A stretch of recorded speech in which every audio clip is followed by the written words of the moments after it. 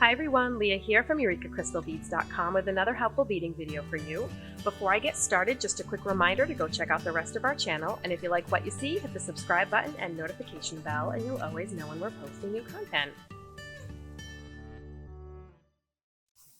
Today's project is a fun little earring design showing off the new Czech glass 2-hole MobyDuo bead. And it's also featuring Swarovski crystal bicones and a chaton right there in the center. And we're calling this the Oculus earring. And I hope it's sort of obvious why. It kind of looks a little bit like something's looking at you, which I love. You can dive right into that chaton that's right in the center there. And the MobyDuos have such a beautiful, sleek, modern look to it. The earring that you're going to see created here will be the other half of this lovely springy color scheme here, featuring a lovely sort of minty green MobyDuo and bicones in rose peach 2x AB and a crystal AB chaton in the center. So let me show you up close what we're going to need. Each earring, so a half of a pair, is going to take 9 of those MobyDuos. It's going to take 18 3mm Swarovski crystal bicones, 1 8mm SS39 Swarovski crystal chaton, and of course our little ear wire components here. You're going to need a size 11 Miyuki Delica. I'm using a galvanized silver color for this. And then we have some Miyuki size 15s, also in a silver color, but you can definitely play around a lot with color with this earring and get a lot of beautiful combinations. And it also, you might think, looks kind of like a flower. So I think this one particularly will be lovely for spring. Okay. I'm also going to be using a size 12 needle and 6-pound Fireline. And I have about 2.5 feet here, and that will make the other half of this earring. Okay, what I've gone ahead and loaded onto my Fireline is a MobyDuo going through one of the holes, and then a Delica.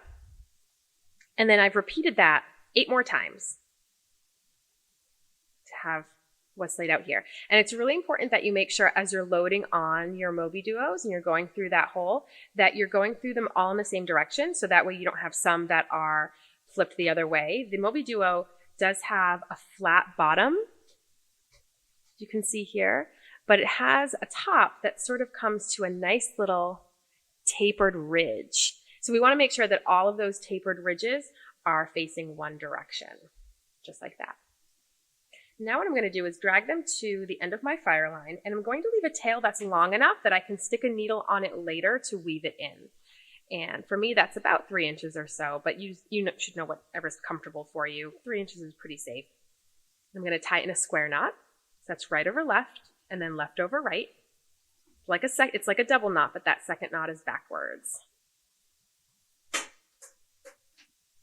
We're just going to pull that down, and it may look a little bit wonky at the moment. That's okay. The more beadwork we do in this project, the more everything is going to tighten up. Now, the last thing I'm going to do is I'm going to take my needle and I'm going to travel through a bit of my beaded ring here, because I like to start the additional beadwork coming out of a bead and not coming out of a knot in between 2 beads. So this will also help to pull that knot in to my beadwork a little bit. And you want to end this step by coming out of a Delica.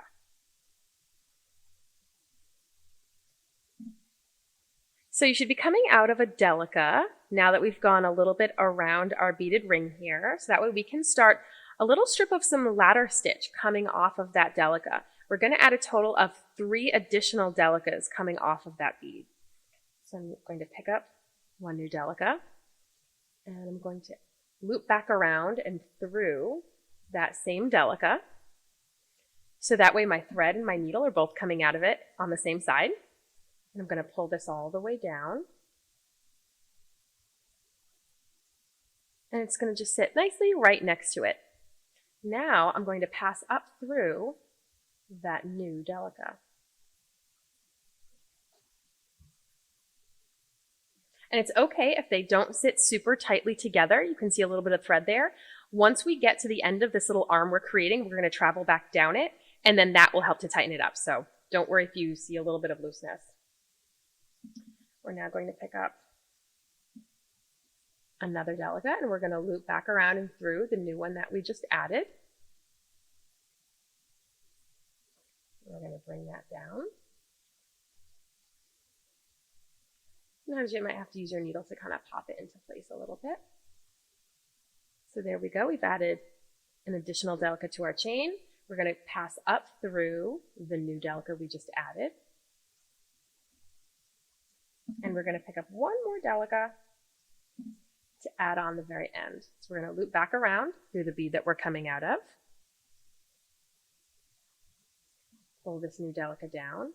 And unlike before, we're not going to pass up through the new delicate we just added. We're actually going to start to go down that arm again. And then this is what will get our little arm here to tighten up. And I'll show you what I mean.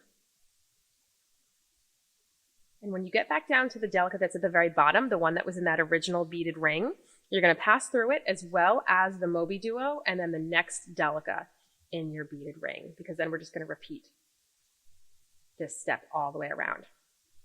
So this is what you get when you pull nice and tight. We have this little arm coming off, just like that. So I'm going to repeat these steps all the way around. So we're going to have a total of 9 arms coming off of our little earring here.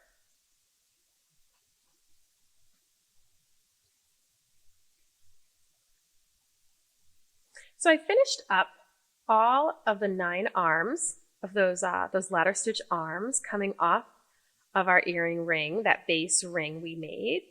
And what I've done is, grab my needle so I can point a little better. This was the last arm that I created. I traveled back down through the MobyDuo, the delicate at the bottom of the next arm, which is the first arm I created, and then I traveled to the tip of that arm. So we've gone one full circle, and we are ending that previous step by coming out of the tip of the very first arm we created. Now, it's important that you recognize the front and the back of the MobyDuo like I mentioned earlier. So the front does have that ridge along the whole length of it. And then the back, they're flattened. They have flat sides in the back. So what we're going to be doing is encouraging these MobyDuos to sit forward, and we're going to be catching our little arms, and we want them on the back of our piece. And I'll show you what I mean. So I'm coming out of the tip of that arm there. I'm going to make sure that my needle is sitting in front of the MobyDuo. And right now we're looking at the back of the MobyDuo. And then I'm going to go through the next arm tip. So this way our thread path will be to be behind all of those MobyDuos. And we're going to work our way through the tips of all of those arms. You can see I've gone and done that here again. So again, we're on the backs of those MobyDuos. And as we start to pull them, if I can keep hold of it, as we start to pull them, it starts to bring in our beadwork, and it keeps those MobyDuos on the front of our piece. So I'm just going to go ahead and go all the way around.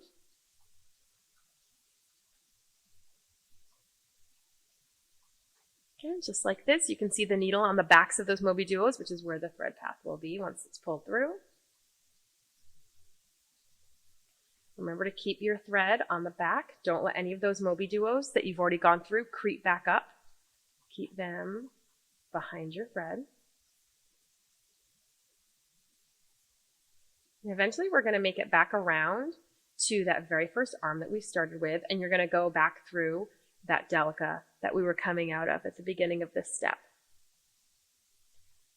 And what will happen is you'll notice that our arms are all going to get pulled backwards, and that's where we're going to be catching our Swarovski crystal chaton, and our MobyDuos will stay pointing forward on the front of the piece.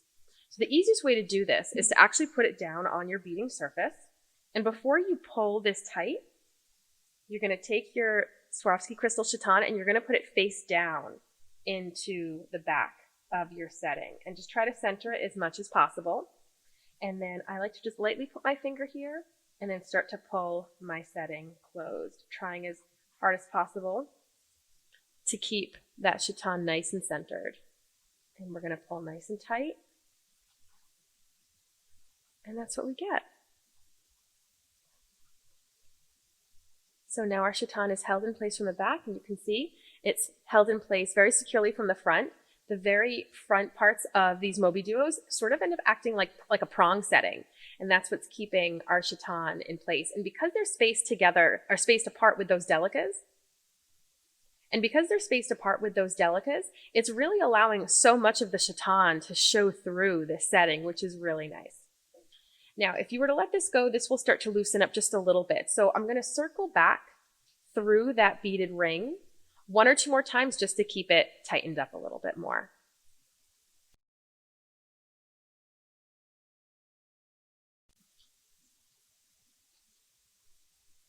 So now that I've gone ahead and reinforced that little circle at the back, that little ring of beads, so that way it stays shut nice and tightly, I'm just going to travel up the arm of whichever delica I stopped at, and I'm going to just follow the general thread path that's already there and zigzag right up it.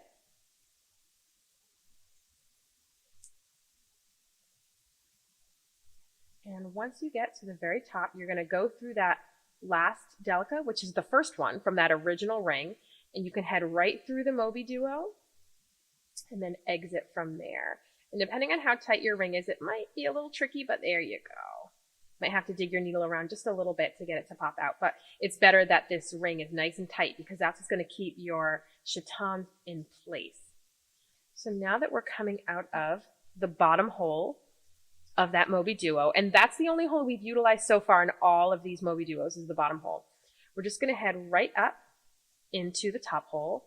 There will be a tiny bit of thread on the outside, but when this is all said and done, you're not going to see or really notice that. So the next and almost last step, aside from adding our ear wire, is to add in our little bicones. These are 3mm Swarovski crystal bicones, and you're going to pick up 2 of them, and you're going to go through the next MobyDuo's top hole. And you want to encourage them to sit just at a little bit of an angle and just pop them down nicely into place. And you're just going to go all the way around, top hole to top hole. Just give it a little tug, goes right into place. Oops. Give it a little tug, goes right into place. And we start to create that lovely sparkly ring that goes around this earring.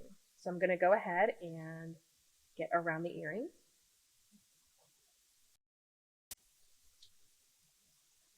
Okay, so now I'm picking up the last 2, and I'm going to go through that top hole of the MobyDuo. And then to make this stronger, because this is Swarovski crystal, so it does tend to have some sharper edges, we're going to go ahead and reinforce that beaded ring so that way it's a bit stronger. So the decorative portion of the earring is now finished, and I love how this looks beautifully springy and just like a flower, but at the same time it really has a very modern look to it because of that shape of the MobyDuo. And like I said, it did sort of remind me of maybe something looking back at you. That's why I decided to call it the Oculus earring.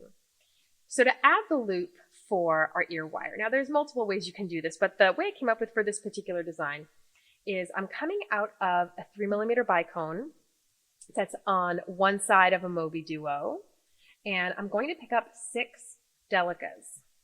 And if you look at the crystal that you're coming out of, you want to count back 2 beads, so that would be the MobyDuo and the crystal right before it, and that's where we're going to head into, and then through the MobyDuo again, and through the crystal that your thread is currently coming out of.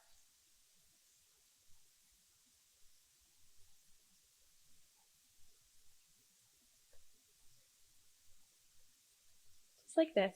Now I'm going to head right back up into this beaded loop, and I'm going to go into the first delica. I'm going to pick up a size 15 seed bead, and I'm going to head right into the next delica. And when I pull tight, it's going to pull that little seed bead in there and start to form a little bit of an angle. And that's what we want. That's going to give this a lovely little look to it. Pick up another 15, go through the next delica. Going to pick up another 15. I'm going to go through the next delica. This will be a total of 5 15s for the 6 delica loop. You don't want to pull too hard. You don't want to pull so hard that you're going to risk breaking your thread against your crystals here. You just have to pull just enough to pop those little 15s down into place. And it doesn't take a lot of pressure. I'm going to go through the very last one, again with that 5th 15 on our needle.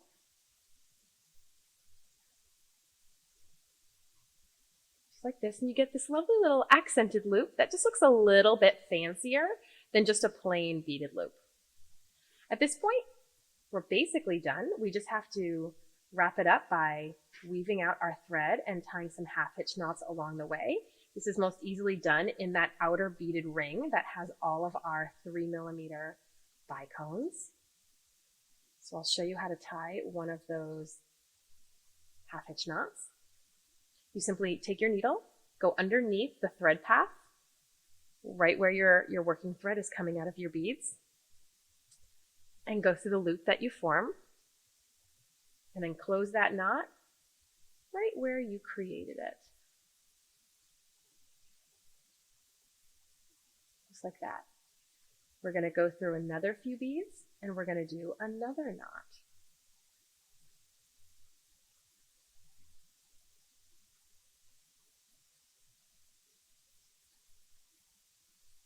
And we're going to go through another few beads and do one more knot.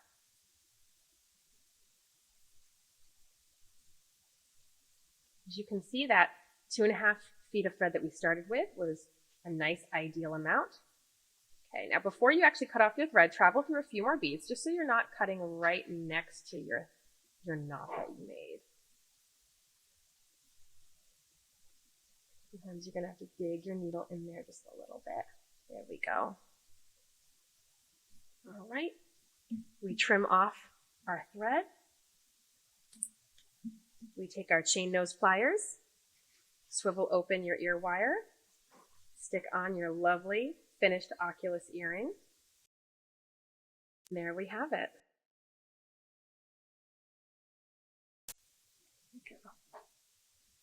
Okay, folks, that wraps it up. Thanks for watching. Make sure to visit us on over at EurekaCrystalBeads.com for all the materials that I used in this video. Hopefully we can satisfy all of your beading jewelry needs, and we hope you have fun giving the Oculus earring a try and giving the fun new MobyDuos a try as well. Bye, everyone.